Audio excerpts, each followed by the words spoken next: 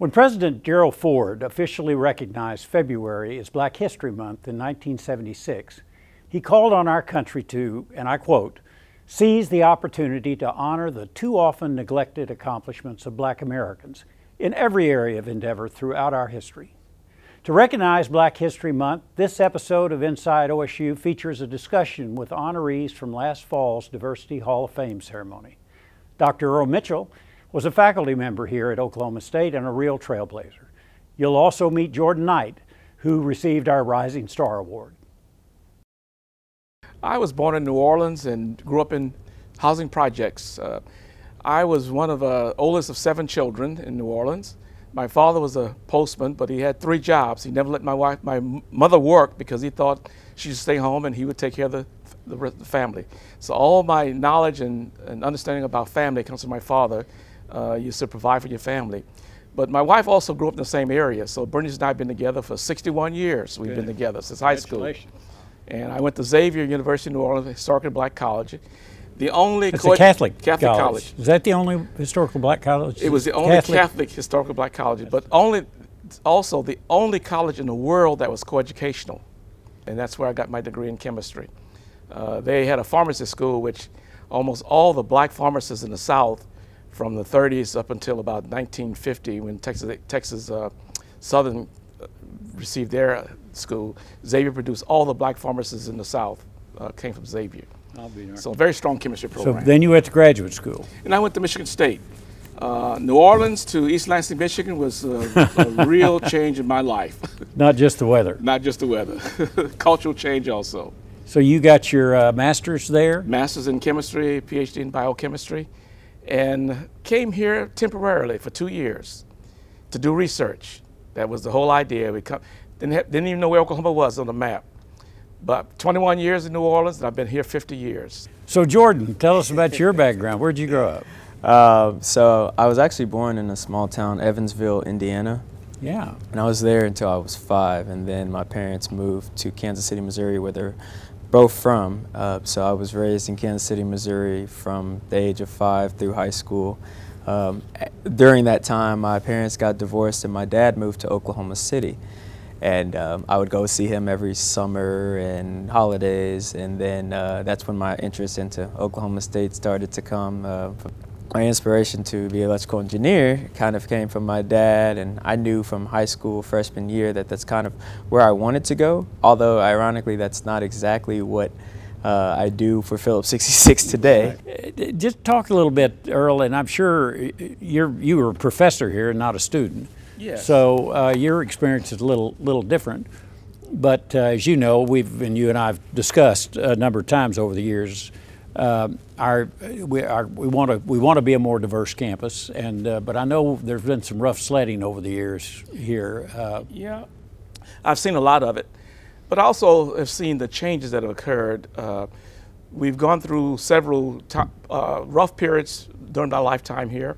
But one of the things that's fascinating about my experience at OSU is that I had a great environment that I was in with my colleagues in the department.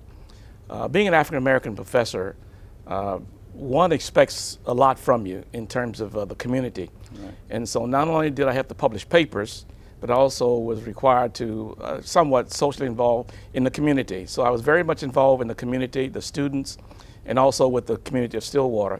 Because Stillwater has a black community, unusual, but they've been here since before. I found out since 1907. They've been here that long in that community. Really? And so I became involved with the community, with the local community, also with the students, and was advisor to the African American Student Organization when they first formed it.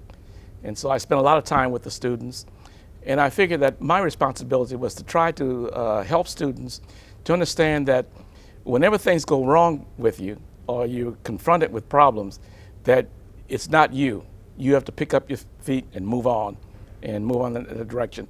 And so part of my reason for being here was to really be a role model and take the hit and not be positive about lots of things. And so I think that was very helpful to me also. What would be your advice, Jordan, to new students, African American or otherwise, that come to Oklahoma State to have the best experience? My sister is a freshman here at Oklahoma State. I always make sure to tell her things that I may have not done while I was here that she should do. Involvement is definitely one. I've told her to get very involved in campus life. I think a lot of times you have students that come to school and they're just so focused on the degree and no extra. And then we have just the opposite with some that are only focused on the fun. Right. Right. So you know, I encourage her to get involved in. You know, I was involved in National Society of Black Engineers. I held some leadership positions there, and I think a lot of, you know, not only joining an organization but actually holding leadership positions is what kind of helped me get probably my first internship, because my first internship was I got it as a sophomore. I don't have much class experience, but I have experience from being involved with National Society of Black Engineers. I had some skills that I could showcase to help for the fact that I didn't have the work experience yet, or even classroom project experience. Well, and it showed leadership skills. Right. It showed that you had some leadership and interest. And you met a lot of people that you may make friends. I've found when you're working together for a common goal. Nobody's trying to sell the other one anything. I mean, they're just exactly. And what else would you tell your sister to do? Well, for the past 4 years, through Phillips 66, we have a P66 day that we kind of do on campus in August, right when school's starting. And I actually have organized a diversity panel that we have every year, where we have some different backgrounds of the company come and sit on a panel and talk with the students and answer questions about how to be prepared for the career fair, you know, how to go about getting that internship, and then also how to be involved in student life, because a lot of students would like to just take summer classes and get that 4.0, have no experience, no organization that they've been involved in, and then, you know, wonder why they may come out and still be looking for a job because they never, you know, try to take the time to actually be involved and get that experience through internships. And I kind of press the importance of internships and going to the career fair even as a freshman. That's one thing I've told my sister is, I know you're a freshman and you may even be forced to go now these days. Sometimes they make you go as a freshman, but just go, dress up, and, you know, make sure you present yourself well, research the companies before you go. I was like, you may not have any experience besides a high school grocery store, but just, you know, come prepared. You never know. Earl, you've, just speaking to Jordan's comments about getting involved, you have been involved in almost everything. I've watched you all the years, admired you and all that you've done, and you've really been involved way past just the Stillwater community, all over the state and the country. But let me take you back to that diversity class that you taught. What are a couple of the main takeaways that you tried to get across to your students? Well, the main takeaway, I'm glad you asked that question, because I met a student about a couple of weeks ago who took that class. He was in Stillwater, and he came by to tell me, he says, you know, I took that class. He says, ever since that class, I have understood what you call white privilege. And I say, what do you mean? He said, well, you know, we talked about white privilege, and I had never thought about that before. He says, I know I can't change who I was. I can't change my parents, and you can't change yours. But what I learned is that I didn't have to use that as a means of getting ahead of somebody by having that privilege and not understanding another person's struggling. So I've always learned that part. That I had a special responsibility because I was privileged, and to not use that privilege as an advantage over others. Yeah. And he says that was one of the things that I learned from that class. And that was really a good take-home lesson. But the main thing for African-American students, I wanted them to understand, is that because someone may call your name or something happened to you, it doesn't mean you don't turn in your homework assignment. You don't get mad and not do your work. And you're punishing yourself. Yeah, and what you do is you make sure that the next time it's even better. So just lift your head up and move on down the road, because you're going to be confronted with it at some time in your career, and it's not going to, and it should not wipe you out, and you will. The one other thing is I also try to tell the students, focus on things that you see in other people that you like in terms of common ground. I say use those as means of communicating. Don't let the differences divide you. Find those things that you work with. And you find that professionally when you get into the job situation. Because my experiences on my job was that I had great colleagues in my department. And we had one goal, in experimentation, to do research, publish papers, and to teach the students, and to extend that. And that we understood that goal very well. You're not even 30 years old yet, and you're already a rising star. I mean, it's here. It's in this program. Your face is in this program. How in the world does that feel? I'm very humble and honored.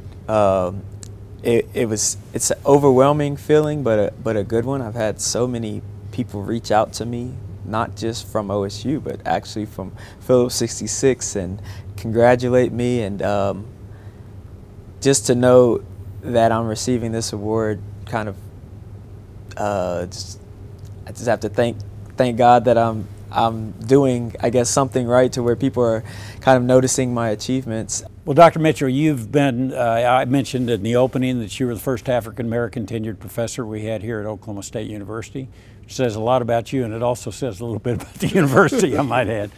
And you've had a lot of firsts over the years.